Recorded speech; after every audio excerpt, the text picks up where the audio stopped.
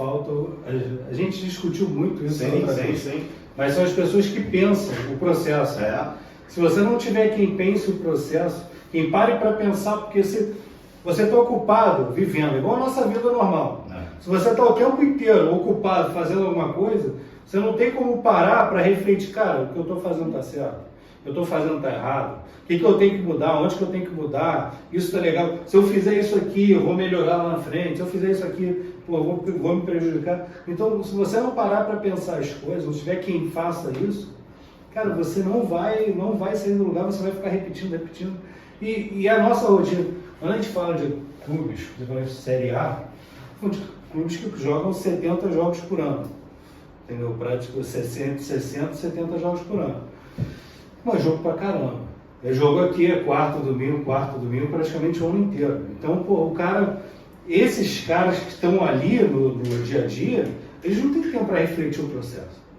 Entendeu? Tem que ter alguém olhando de fora que vire e fale, isso aqui, precisa melhorar, isso aqui precisa mudar. Esse processo aqui não está legal, vamos fazer assim. Cara, é fundamental essa figura. A gente discutiu isso no outro podcast e eu acho que enquanto não tiver alguém que pense o processo de forma do macro do processo, olhe para o todo e, cara, longo prazo. Não adianta, tipo, não estou nem falando de anos. E o cara que olhar para o todo, o cara vai ver, cara, eu preciso interferir nisso aqui em curto prazo para me gerar resultados, eu preciso interferir nisso aqui em longo prazo para poder levar para o caminho que eu quero, para o norte que eu quero. Então, essa visão, esse planejamento, que isso é um planejamento que precisa ser feito dos clubes, cara, precisa de alguém que pare para fazer isso. Enquanto não tiver gente que faça isso, vai ser essa loucura, cada um por si. E outra coisa, um cara que só faça isso. Só faça isso. Só para fazer isso.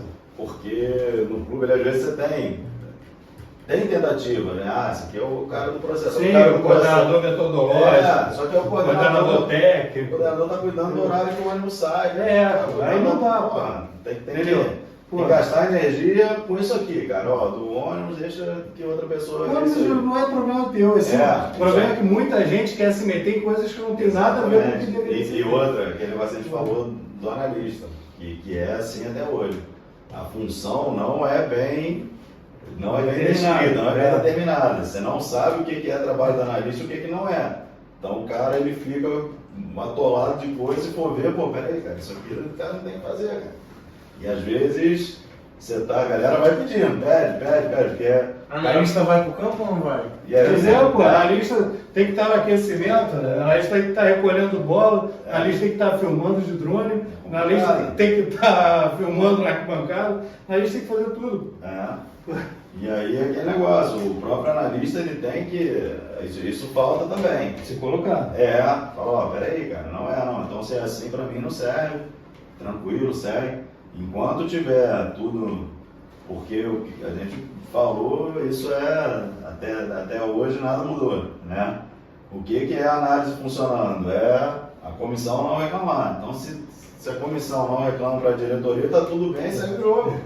Pode estar o cara aqui trabalhando 28 horas por dia. Ninguém quer saber. Não. Se o cara está bem, está com saúde, tá tendo reclamação, não está. Tem análise no meu grupo. Se o analista reclamar, ele está fora. Traz um que não reclama, pô. Então é tipo isso. Então, eu acho que isso acaba refletindo em todas as áreas, mas a gente trazendo isso para a análise individual, o que falta em primeiro lugar? É um processo de análise individual bem feito. É um processo de análise individual que sirva. É aquele negócio, vou jogar contra um clube aqui. Uma análise individual bem feita, vai saber quem são os jogadores principais do adversário. Onde estão os pontos mais fracos do adversário para a gente explorar para ganhar o jogo. Você quer ganhar o jogo? Isso aqui te ajuda. Né? Você quer escalar o melhor time possível? Estou em dúvida entre esses dois laterais aqui. Cada um é o número desses laterais. Esse jogo é um jogo que eu preciso de quais características? Esse aqui me entrega mais. Vamos, aqui vai. Isso aqui te ajuda. Ajuda para formar elenco. Eu tenho 2 laterais com essa característica. Eu preciso de outro com essa. Então vamos atrás desse cara. Tem algum cara desse na base com esse perfil? Se você tem esse processo na base, melhor ainda. Que aí você consegue dar sequência. Você consegue fazer a progressão. O cara tem que estar na base, nesse ponto aqui, para no profissional chegar nesse. Eu não vejo isso em nenhum lugar. E assim, acho que complementando o que você falou, a análise individual ela tem que ser agnóstica a modelo de jogo, Sim. ela tem que ser agnóstica ao É isso jogo. aí. Você tem que ter a capacidade de criar uma ferramenta para você conseguir discriminar esse jogador. Quem é o jogador? O que Esse ele faz? jogador, o que ele faz e como ele impacta no jogo. É isso aí. Isso sim, tipo, ó, você tem que ter a capacidade de dizer que esse cara faz mais isso e que ele faz melhor isso e que se ele continuar executando aquela ação daquela forma, ele vai produzir mais. Então, assim, você tem que ter a capacidade de discriminar as ações que ele faz e como ele gera perigo e como ele contribui para a equipe para isso, né? Tipo, eu acho que assim, no final ela tem que ser agnóstica ao modelo. Sim. Tipo, a gente não pode ficar preso. Eu vejo Não, muita até gente porque dizendo, não existe modelo. Exato. Essa que é a questão que ninguém fala. A análise de O jogo. cara tem que ser do modelo. Tem modelo, pô. Só existe uma coisa que é referência que tem que ser referência de análise de jogo, que é a lógica do jogo. Que é basicamente as regras do jogo. É a regra do jogo e como que aquilo faz influenciando o jogador.